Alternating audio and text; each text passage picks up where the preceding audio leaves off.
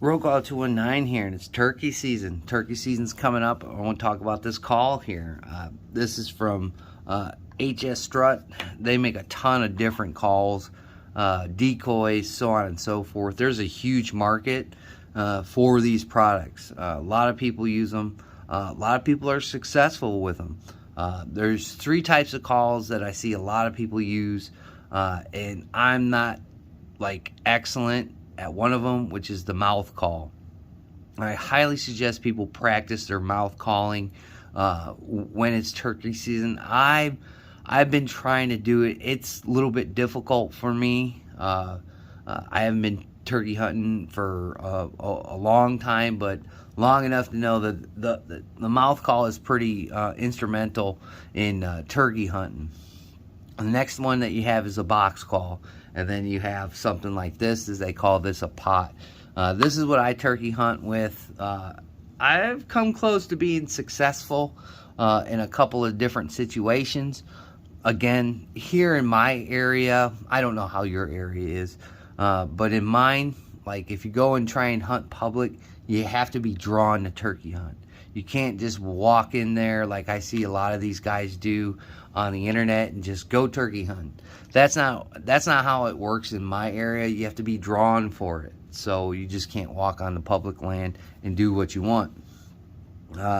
So unless you're doing private stuff, if you're got a piece of property, I've noticed more and more around this area that property's getting sold, farms are getting sold. So there's less and less for these turkeys to go, because this property that's getting sold, these farms that are getting sold, they're getting developed, and after that pushes these animals out, and it's really hard for these guys to adapt. And then that's where you start seeing them. You catch them in the city or things like that, because everybody's developing stuff and dropping little subdivisions on 80 acres, and that would house a bunch of turkeys in some spots. The place that I used to live had turkeys on it.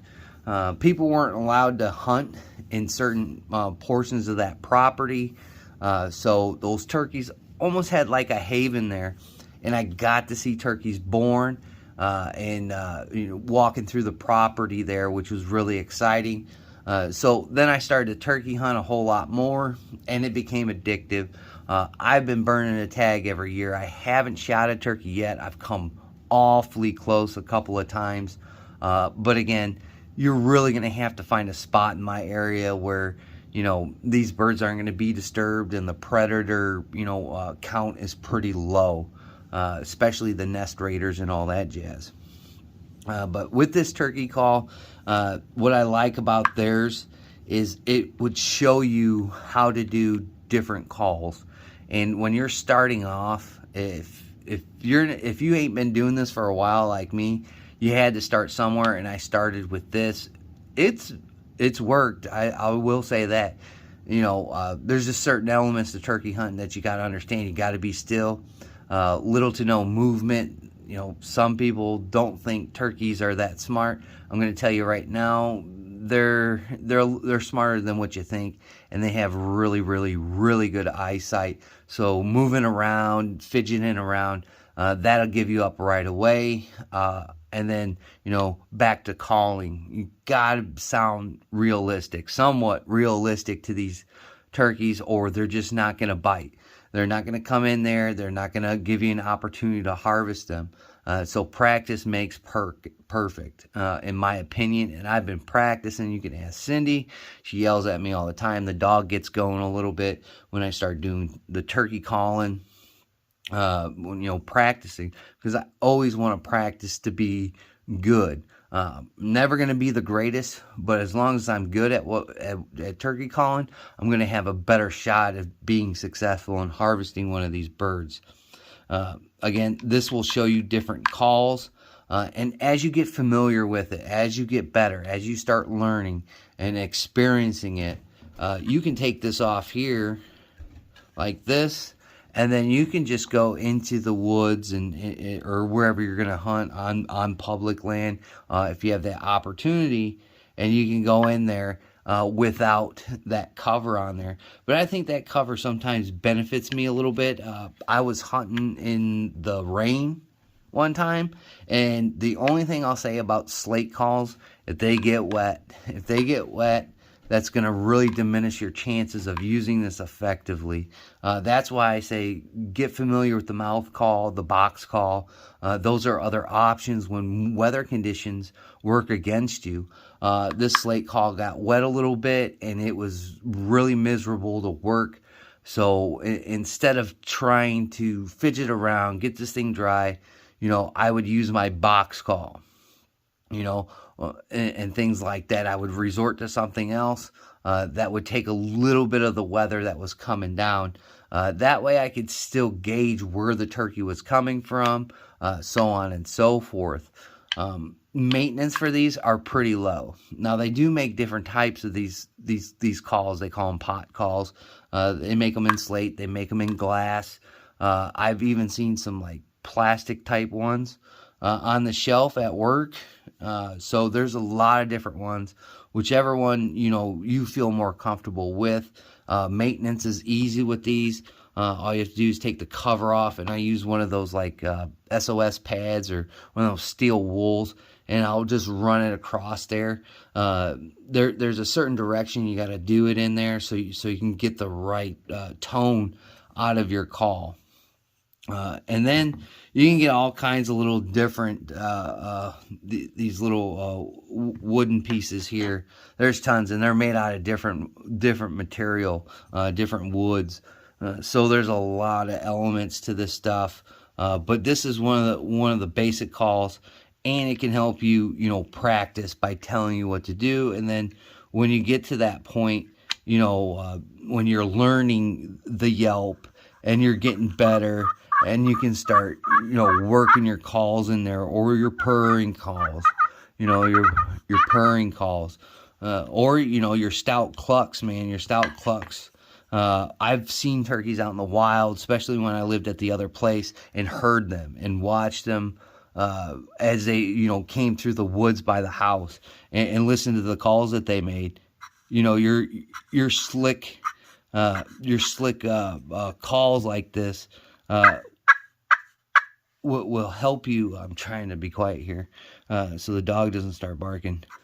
But holding your piece here in a manner where you can you work the call is beneficial, and then you can start getting there and getting all your calls together. But this is pretty good. I got to work this call a little bit, get it tendered up for the turkey season this year, the turkey run. I'm going to give it a shot. I got a spot to go to this year. Unfortunately, it's very, very small. So some portions of turkey hunting, it'll be a running gun. Your turkey might be a half mile away, or it might be 2 miles away, it might be 3 miles away. You never know, and you're going to have to position yourself in order to get a good shot. This one's pretty good. I mean, they travel through this spot regularly. It's a deer traffic area. Usually when you see deer, you see turkeys. Those guys kind of hang out together, and they can kind of coexist. So if you see deer and you see turkeys together, that's pretty normal. So I highly recommend it. Once you start turkey hunting, you're going to want to do it all the time. I gave it a shot one year, and I've been hooked ever since. Yeah, I haven't shot a turkey yet, but again, my access to stuff is very, very limited where I live, and I don't know where you live. People in the South have they have better navigation in aspects of guiding their DNR to let them do certain things. Us up here in the North, we've been striding for the DNR to kind of loosen up a little bit. But it is what it is. Nothing's perfect, but there's tons of elements to this. These tools here, they'll make different vibrations on whatever pot you're using. They'll give you different tones. So I like to switch it up. That's why I have 2 of these. I like to switch it up. I don't like to continuously give the same tone. Maybe I'll give it a different tone to the turkey that I'm trying to shoot. So it gives them the vibe, the feeling, like, oh man, there might be a couple of hens over there that I got to go check out, because they get really territorial when they start getting hens, and once they get with hens, they kind of lock down a little bit, just like how deer do with doe. So I mean, it's a basic call. I think I paid just for these pieces, I think I paid like $20. $20 is a good investment. But again, I highly recommend just not using this all the time, but start practicing with the mouth calls and the box calls. One more call before we leave here that I will give you some insight is a crow call or an owl call. Those 2 calls are used for locating. When turkeys roost early in the morning, if you give out a crow call or maybe an owl call, the gobblers, they can't resist it, and then you can start pinpointing where they are, especially if you're on big spots of land and the turkey's quite a ways away from you. You can start pinning them on your GPS and try and work around it and find where that gobbler is. So those are 2 other calls that, again, you're going to have a little bit of skill in using. I've been using my owl call for the last few years here. Here at this house that I live at now, hey, I got owls here, and my owl calling isn't horrible. It's just not horrible. So I'm getting better. Practice makes perfect, man. That's how I say it. But there's a lot of different ranges. I highly recommend one of these calls. But again, if you're in one of these good situations, you got that turkey coming in, a mouth call is perfect, especially if he starts to stall off. That way you can have 2 hands on whatever means you're using to hunt turkeys with, instead of fumbling with this stuff. I learned that off. I kind of spooked up a turkey, man, and fumbling around with this stuff is not a good idea. Again, they have really good eyesight, and they'll figure you out real quick. So go take a look at this call. Again, this gives you some technique here, and then when you're done learning and you're pretty good at it, you can take this off and just take this into the field with you to serve the purpose of harvesting a turkey. So there you go on this call. I hope you get out there in the woods and you make some good strides, and you become successful for turkey season in 2023. I'd like to thank my old and my new subscribers and just the people that zip through. I greatly appreciate it. Like always, guys, we'll catch you on the next one.